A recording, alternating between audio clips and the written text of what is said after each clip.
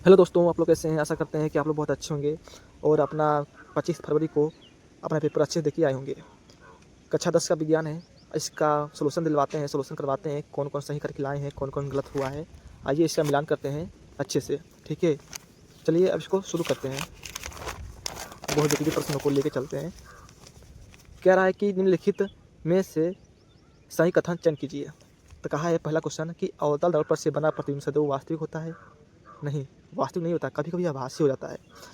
Number 2, उत्तल दर्पण से बना प्रतिबिंब सदैव बिंब से बड़ा होता है? नहीं, छोटा होता है। ठीक है। नंबर सी कह रहा है कि उत्तल दर्पण से बना प्रतिबिंब हमेशा बिंब से छोटा और सीधा होता है? शायद हो सकता है। अगला देखते हैं। उत्तल दर्पण से बना प्रतिबिंब सदैव वास्तविक होता है? नहीं। आपका पहला का सी बिल्कुल सही आंसर है कि उत्तल दर्पण से बना प्रतिबिंब हमेशा बिंब से छोटा होता है। ये उत्तर सही है। आशा करते हैं कि आप अच्छे से करके आए होंगे। तो आइए इसका पहला का सी नंबर लगाते हैं। पहला का सी बिल्कुल सही आंसर है।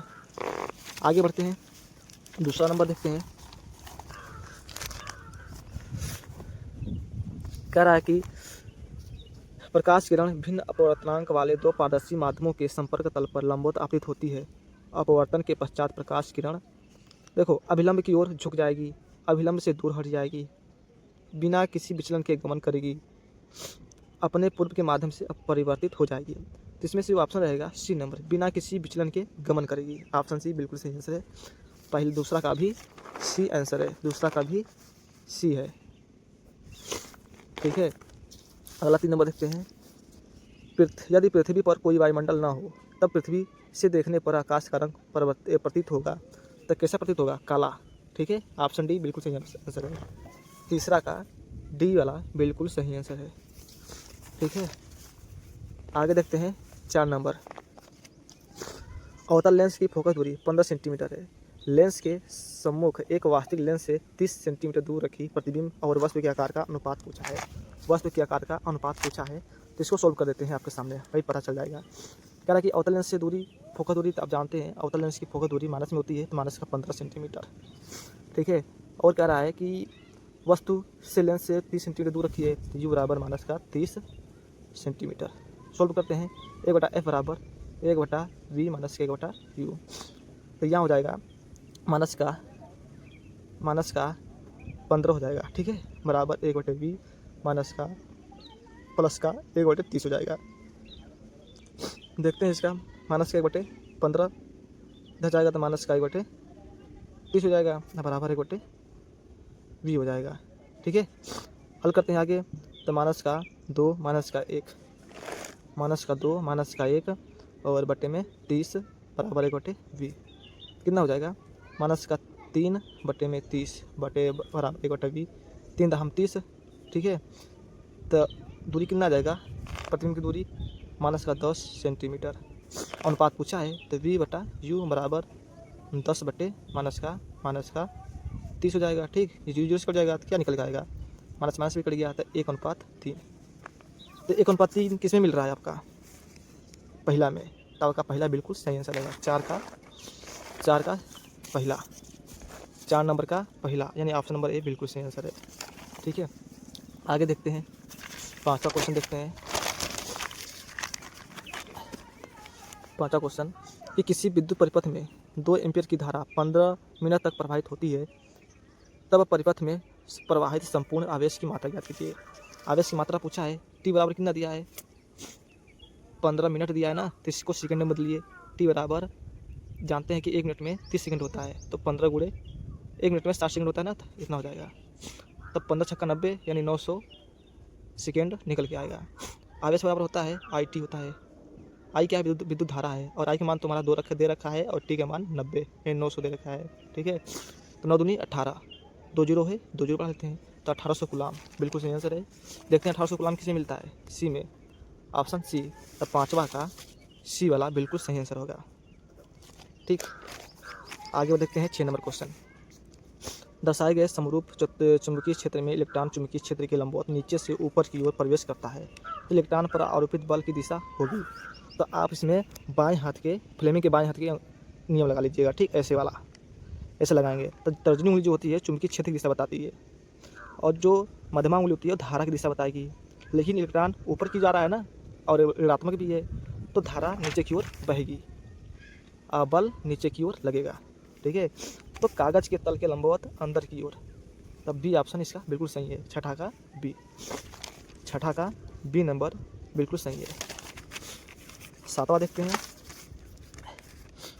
निम्नलिखित में कौन सा पद विद्युत परिपथ में विद्युत शक्ति को निरूपित नहीं करता। तो देखते हैं, हमको पता है विद्युत परिपथ में विद्युत शक्ति बोला ना, तो विद्युत शक्ति क्या होता है, P बराबर W बटा T।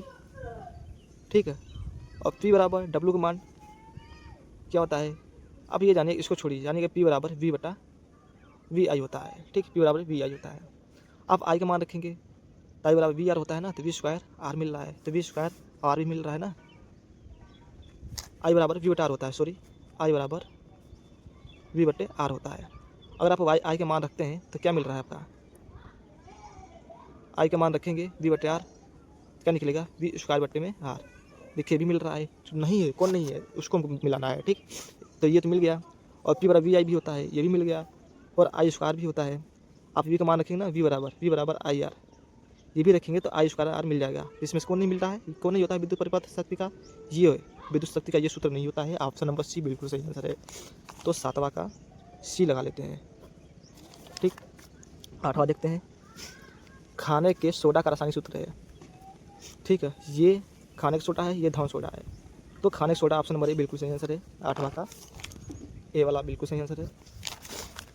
आगे देखते हैं 9 नंबर, निम्नलिखित रासायनिक समीकरण को पूरा कीजिए। इसको पूरा करना है, तो जो दिया है या फिर ये ऑप्शन नंबर बी इसका आंसर रहेगा, क्योंकि ये जब आयरन की क्रिया जल से कराते हैं तो आयरन ऑक्साइड बनाता है और हाइड्रोजन गैस मुक्त करता है। ठीक ना, तो इसमें से बी वाला बिल्कुल सही आंसर रहेगा। कैसे रहेगा ये भी बता रहे हैं, Fe प्लस का H2O गिव्स आउट।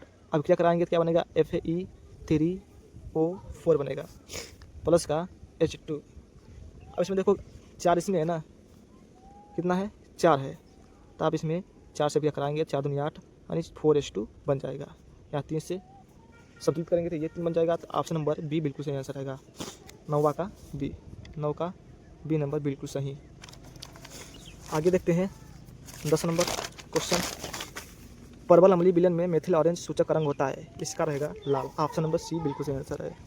10वां का सी आंसर सही है। ठीक है, अब आगे बढ़ते हैं, दूसरा देखते हैं 11 नंबर, निम्नलिखित में कौन सा धातु अम्ल हाइड्रोजन विस्थापित करता है, यानी अम्ल हाइड्रोजन को विस्थापित कर देता है। तो कौन सी धातु है, जो हाइड्रोजन के नीचे होते हैं वो नहीं विस्थापित कर पाते हैं हाइड्रोजन से।